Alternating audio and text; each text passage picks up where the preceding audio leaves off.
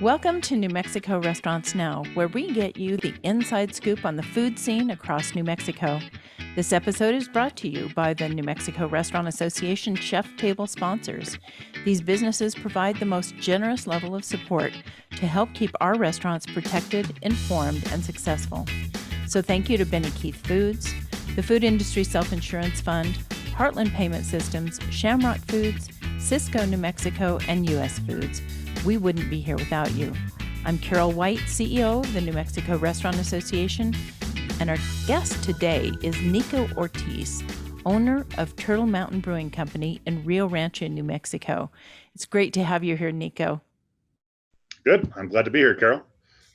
So let's talk a little bit. Boy, you've been around for a while. Turtle Mountain's been in Rio Rancho for how long? We opened up on March 22nd, 1999. So we've been, it's like 22 years and change that we've been here in two different locations. So yeah, we're, in this business, 22 years is, it's not quite dog years, but it's definitely, it feels like 60. So. Well, and last year felt like 30 of that 60, Ooh. I'm sure. Oh yes. Yeah. Last year was, I don't want to replay that one. No, nobody does. So, Turtle Mountain Brewing. I mean, obviously, you're a brewing company. You have great beers. Talk about your beers. The beers we have our we won a gold medal in 2018 at the Great American Beer Festival for our Wooden Teeth American Lager in the international style Pilsner category. Just like most brew pubs, we brew things that we like to drink, and we hope the customers like to drink them too. We have a full range of beers from light Pilsners and golden ales to amber ales to brown ales and stouts and porters and pale ales and hazy IPAs and you name it, we brew it. So, we sort of have a constantly rotating lineup of beers. So unlike a lot of, wholesale packaging breweries that kind of have, the same beers because obviously they can and keg them, we're a restaurant brewery. So all the stuff that we make goes across the bar. And so we'd like to have as much variety as possible. Are you the brewmaster? I am not. I'm the chief sampling officer, though. Yeah. Well, that's a fun job. That's probably better than having to make it, right? Yeah, well, I kind of got into this business. I did some brewing, some home brewing back in the early days, but it was very process oriented and very difficult to do it well. So I figured I'd just hire somebody to do it, and that's what I've done for 22 years. Is I have professionally trained brewmasters who handle the hard work in the back. I just get to take the glory and sample some beers every once in a while. Very fun. And so, are you a restaurateur from way back, or what is your background?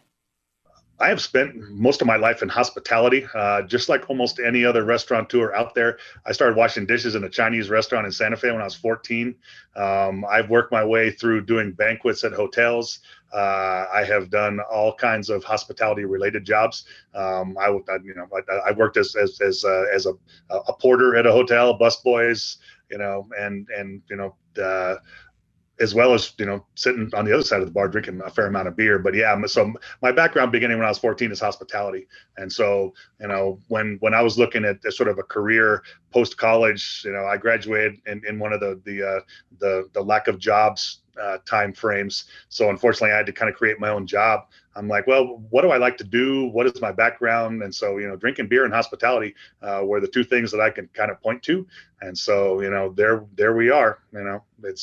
It's the hospitality, drinking beer, and Il Vicino was the model for this place for Turtle. I used to spend a lot of time at their little tiny place in Nob Hill back when they actually had a brewery in the corner. And I'm like, wow, because growing up, when you're a poor college student, you have Little Caesars and whatever cheap beer you can buy at the store.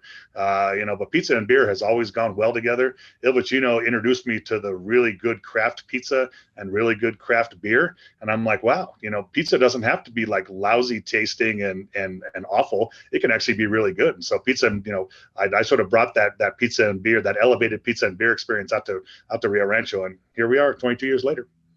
You guys have really, I mean, I don't know how to say this except not many restaurants survive in Rio Rancho, and you guys have done a fabulous job, not only surviving but thriving and doing, and now growing. So, talk about being in Rio Rancho. What was that step for you? Well, I had one of my best friends lives in Rio Rancho, and when I was back in 1997, I graduated from business school in '97, and again, it was not exactly a great timeline for jobs, and I was just not quite the corporate type, so I was like, well, okay, well, I guess I got to create my own job. So I came back to New Mexico, and I have a longtime buddy of mine who actually lives up here, and I was like, hey, I'm looking at opening up a brew pub. So I looked around the Albuquerque metro area and looked at all the attractive areas from, demographically and everything else. And most of them at that time already had breweries downtown, the Heights, Nob Hill, over by Albuquerque Academy. And I'm like, well, geez, most of these attractive places already have breweries. And I didn't want to go into a place that didn't have that had brewery, because you don't want to have competition, CVS, Walgreens kind of thing. I was not looking for that. So he's like, hey, why don't you come out to Rio Rancho? And I'm like, Rio where? Rio Rancho is constantly just sort of under the radar. So, he brought me out. There were minimal restaurants at best. There were like 50,000 people in Rio Rancho back in '97. And he took me to the one watering hole that really was open, O'Hare's, Pub and Grill, which opened in '96. And they're actually still open. They have me by 3 years.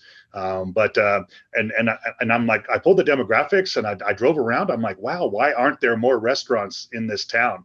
And I'm like, hey, this is a great place on paper. Yeah, well, everybody else who's come in here and failed has said the exact same thing. This is a very difficult town. Now we have almost 100,000 people. Intel just announced a 3.5 billion expansion of their fab. And I mean, everything on paper looks great, but this is a very, very difficult town to have a restaurant. So, we opened up, we converted an old laundromat into a small little brewery and restaurant. The first 5 years, oh my God. I mean, it was waking up wondering if today was going to be my last day. It wasn't until like 5 years that we finally kind of got over the hump, and it's been great since then. But the first 5 years, they were touch and go.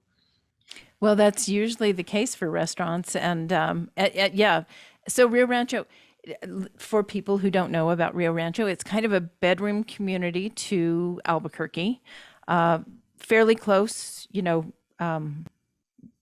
really close if you live near Rio Rancho, about a half a mile for me, a half an hour for me to get to Rio Rancho. It's a beautiful community, lots of homes, right? And so you would think that those people needed restaurants. And in fact, as a restaurant that's been there for as many years as you have proved that yes, Rio Rancho needs restaurants, and you are the one that they have decided to support. Yeah, I mean, it was, Rio Rancho borders Albuquerque on the north side, by the Cottonwood Mall. So from where Turtle Mountain sits, if you go like 2 miles to the south, you hit Albuquerque. The tough thing about Rio Rancho is we're shoehorned in between like the Cottonwood Mall area, which is just which you can't throw a rock and not hit a restaurant down there.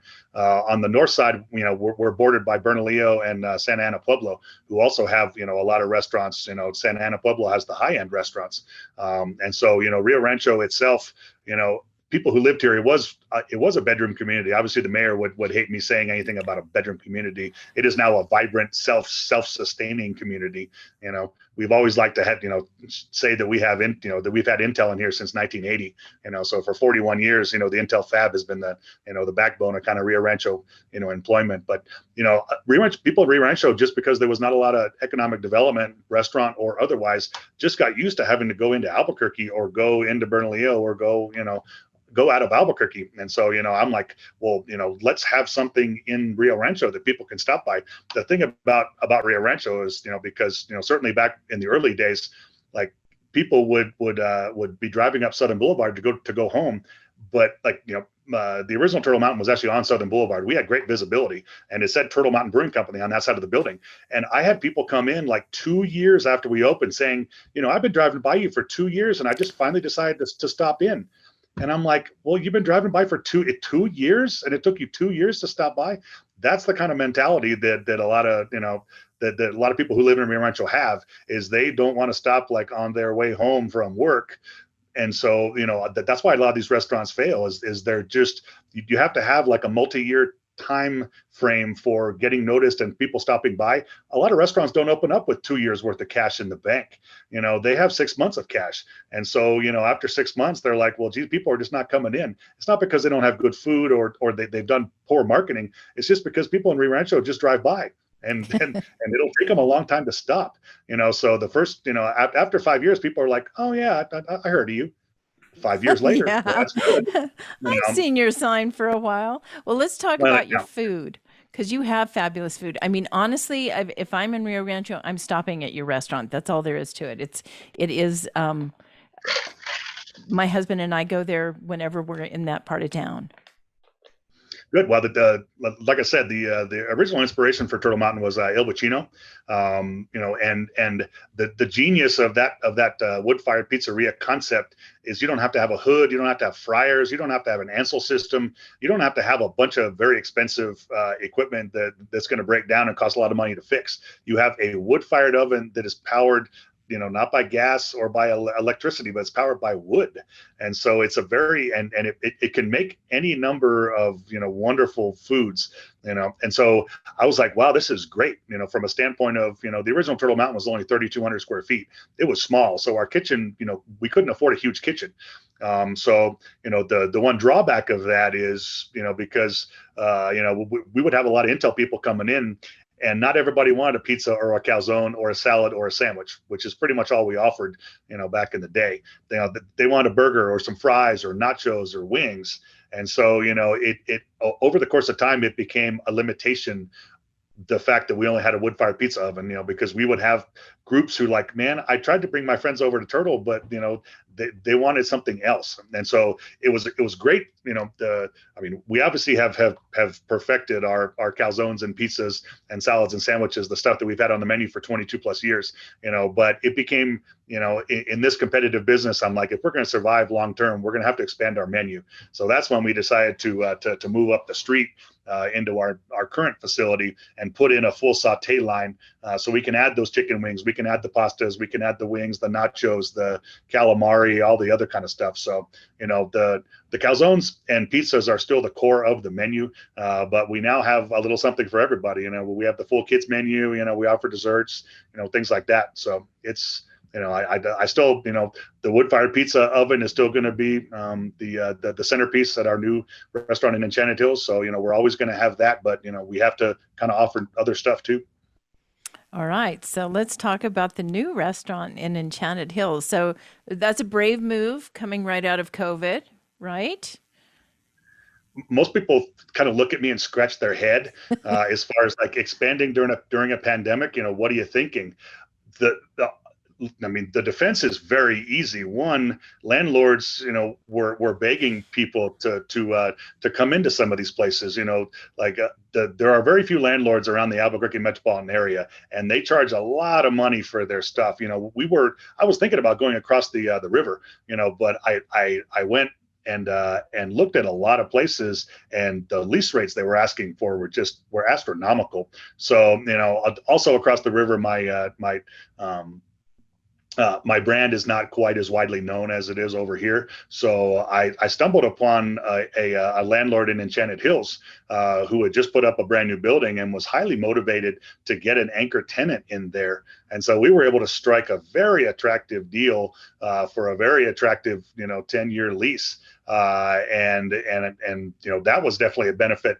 Secondarily, and much more important, the government was shoveling money out the door. And I know a lot of restaurants actually needed that money for Turtle I applied for and got 100% of everything that I was qualified for in 2020. I wasn't trying to be greedy, but if I didn't do it at a principal and the restaurant down the road did, then it would put me at a disadvantage. So whether or not I truly needed the money or not, I was damn well going to get it. And so I applied for it, and I just basically put it in the bank, because I had no idea, in March, April, May, I had no idea what October, November, December were going to be. And obviously being outside for the whole wintertime, I'm like, whew. But in any case, so, the government was just shoveling this money out the door, and since we were super fortunate to have great a great staff who stayed on, as well as fantastic patrons who supported us through the outside dining only, the takeout only, the 50%, the this, the that. We actually did not need to use any of this money. So this money sitting in the savings account was like, well, what am I going to do with it? I could have bought Bitcoin, or I could have bought something like that. But I'm like, hey, let's open up a new restaurant. And so we signed the lease in the fall, and I already had this money sitting in the bank, so I didn't have to worry about going to a bank or worrying about financing. And so the government like gave the PPP loans out for the preservation of jobs. I'm going to do the government one better, and I'm actually going to create jobs, not only preserve jobs, but create jobs on top of that. I'm actually going to be doing more than the government wants me to do, utilizing the funds that they gave me. So I didn't go out and buy a bunch of fancy sports cars and stuff like that, like you read about on the internet. I'm actually going to be, expanding my business, paying more taxes, having more people on the payroll, et cetera. Nice. Well, good. I'm so glad. I've had a few people tell me, well, I don't need that money, so I'm not going to go get it. And I'm like, I'm sorry, but this is the government that shut you down for, months. I mean, we were literally, New Mexico was the most shut down state in the nation for restaurants. And I'm just, maybe you did well through this, but I don't think I don't think we're out of it yet. And so I'm so glad to hear that you got the money that was coming and that you're going to do something really creative with it. That's fabulous.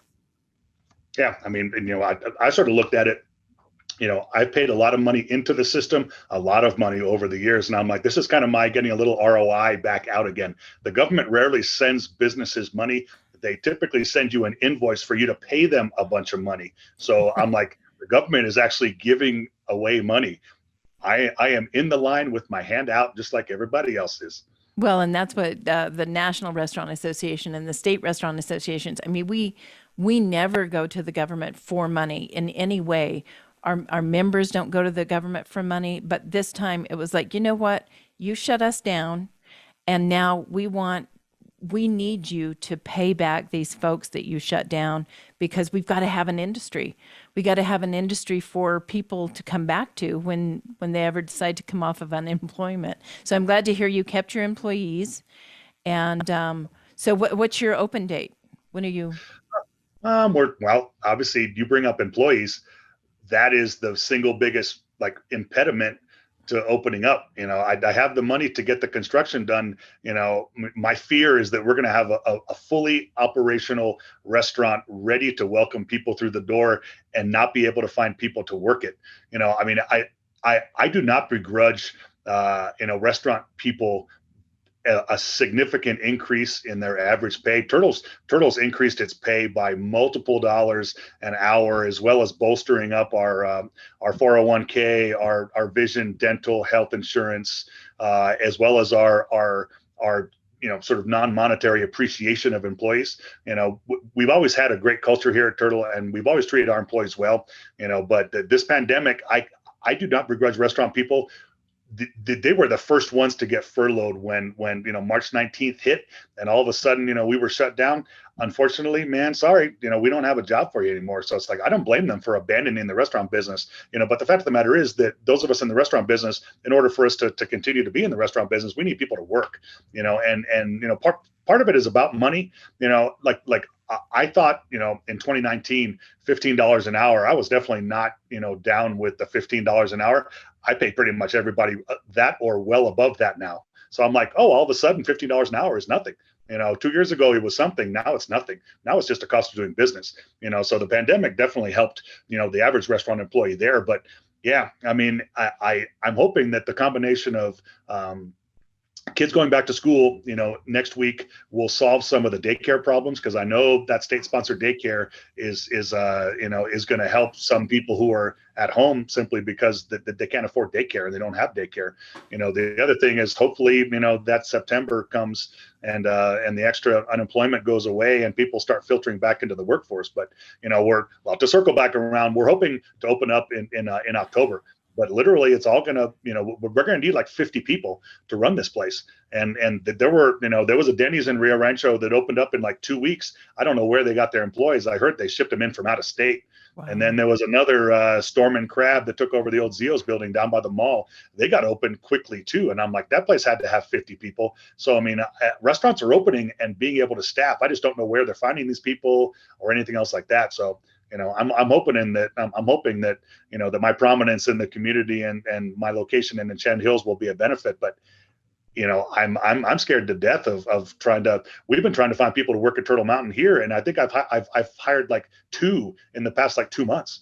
Wow. That's all I've managed to find. Yeah. And we've been beating the bushes. I put the openings on every job board, the chamber job board, the restaurant association job board, Facebook, you name it. I put the ads out there everywhere, and we just don't get people to apply. So that's sort of the big scary thing right now.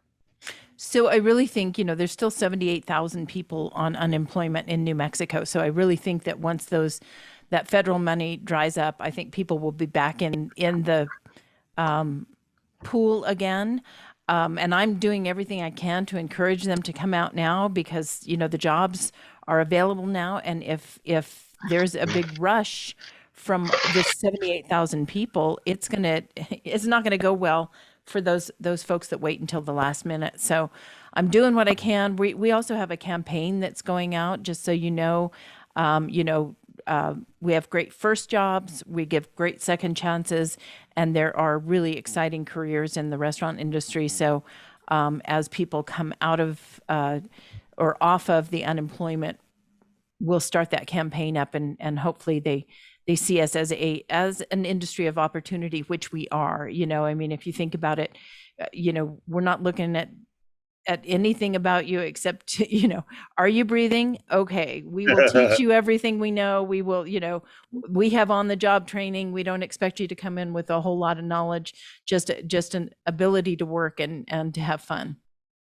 Yeah, I mean, now is the best time to actually work in a restaurant in any of, I mean, I've been doing this for 37 years. This is the best time ever because you are so appreciated for coming in and working and showing up for a second shift. We've had people come in and, we've hired them on, they've come in for one shift and never come back.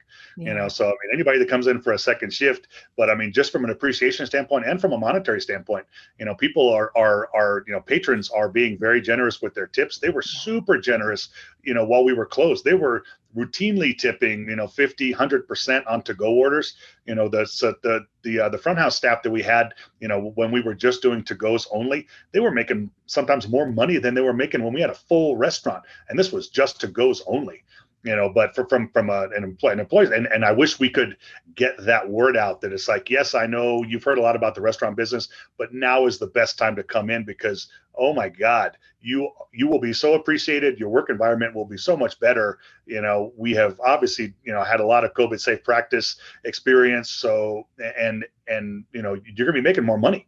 You're going to be making a lot more money onboarding now than you ever have before. And the potential for making even more money on top of that, if you have skills, is I've never seen it before. It's fantastic. So now is the golden age of coming back to the restaurant business. We just need to get people to understand that and to actually come through the door. Yeah, exactly. Well, and I've heard that a lot. So we're doing what we can from our point of view. I wanna ask, if somebody wants to come into your restaurant, do I need a reservation? We don't take reservations. It's first come, first serve. Our restaurant's too big, and it's kind of a we call it a turn and burn.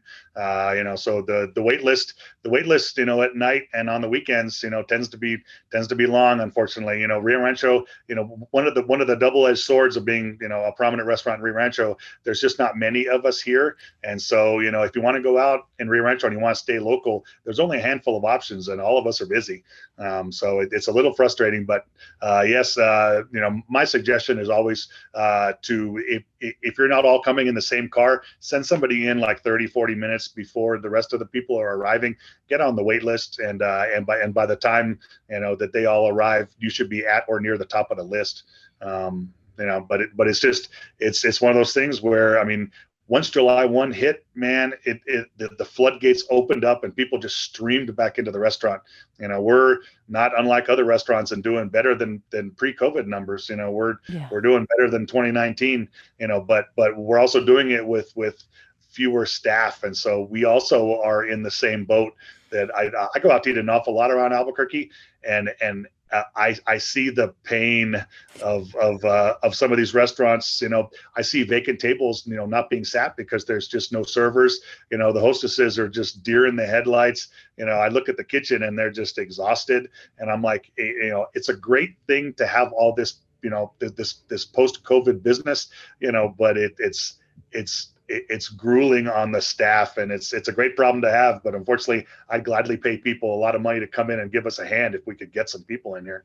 Well, and that's another thing I've been telling folks is to please have patience, because the people that are working have been, this is maybe their fifth double shift, and they're tired. Oh, yeah. And so give them a little bit of a break, have patience, and don't leave that scathing social media comment that you might usually leave, right? Just, it's not worth it. And it's just rude right now. Yeah, oh yeah. I mean, we're doing the best we can. I mean, Yeah. Turtle's doing a lot better than a lot of other restaurants. That shall remain unnamed with doing this. But there's only so much that we can do with a given amount of people. I mean, I absolutely am deeply indebted to the warriors that I have working here, who just grind it out day in and day out. But it's like it's not a tenable solution forever. So I'm hoping to be able to give them some hands. But yes, I mean, I definitely, as a patron, have had to lower my expectations, knowing how difficult things are. Like normally I'm obviously, being a restaurateur, and you are too, I'm sure, somewhat highly critical when I go out to eat, because I know how a restaurant runs and I know how it should run. And if it doesn't run that way, I look around, I'm like, why? But now it's like, I do know why, because I've been on the receiving end of some of those scathing reviews, and I'm like, I respond as politely as I can. It's like, we're doing the best we can. It's like, Yeah. I can't, I just can't snap my fingers and make people walk through the door and want to work. So, maybe Well, 2022. and I want to say in closing, you have some of the best food. I have never had a bad meal there. Your service has always been fabulous. And I think we went right in the middle. We had to eat outdoors, I remember. So it was right in the middle of one of our shutdowns last time. And everybody did just a great job, and everything tasted fabulous. So you are one of the ones that is making it through this, and I think your reputation is going to continue with you. So, good Good. job. Well, thank you. Thank you. I mean, I take a tiny bit of credit, for some of this, but it's really the front house, back house, warriors that we've managed to get, the super loyal people that, I have one of my kitchen guys who's been here for 18 years. It's that kind of loyalty. We have a lot of 10-year people, and it's those people who actually care. They don't come in for a paycheck. They don't come in because it's a job. They come in because they care. They like they like the food. They like the atmosphere. They really like our customers. Only very far down the list of why they come into work is money. That there are 10 reasons above money. They come in because, this is, they feel part of something. And that's something that, getting back to your question about the Rio Rancho restaurant business, I have seen, I don't know, 36 restaurants come and go in my 22 years here in Rio Rancho. And I go to every restaurant, that comes into Rio Rancho, because it's part of my, market research and market analysis. And I can literally make a call as to how long they're going to last, because it's like, you just look around, you take you get a feel for the place, what kind of food they're offering, the atmosphere, the employees, and I'm like, you just don't get Rio Rancho. It's like, you just don't get it. And sure enough, I mean, Joe's Pasta House, Turtle Mountain, O'Hare's. As far as independent restaurants, I mean, those are the three of us here, that have been around for so long. Each of us has our niche in the community, but each of us offers something very unique, and we have a very solid tie to the community. A restaurant that comes in here that doesn't have that is not going to last. I mean, this is probably the cruelest restaurant market in the cruelest business there is. So it's not even the 20% or the 80% like failure rate in the general business. This is even stronger than that. This is, I mean, I don't even know what the percentage would be of you coming in and opening up a restaurant in Rio Rancho. I mean, failure is imminent. It is just imminent. Well, This is such you a have to be brutal. good. That's all there is to it. And I do see that the community supports the good restaurants, right? Yes. Oh, absolutely. I mean, Yeah. as soon as you get on the radar and you become a community staple, they will. I mean, unbelievably, they will come out and support you.